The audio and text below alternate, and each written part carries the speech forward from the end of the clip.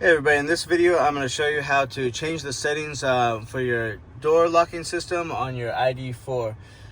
So basically, if you want to unlock all doors when you unlock your driver door, or if you just want your driver door to unlock, otherwise if you want to unlock as you're approaching the vehicle or lock as you leave the vehicle automatically.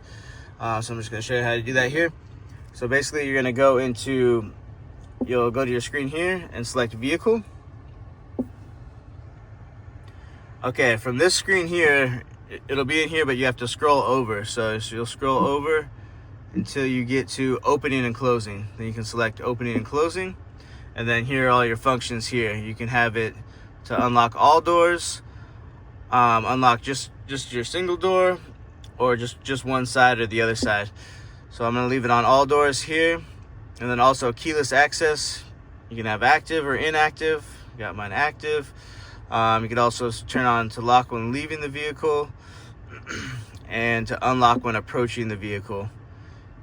And you could also get a warning tone if unable to lock as well. And that's it. You just go back to your regular screen here at the end after you've made your adjustments. I want to thank you for watching this video today, and I hope you found this video helpful.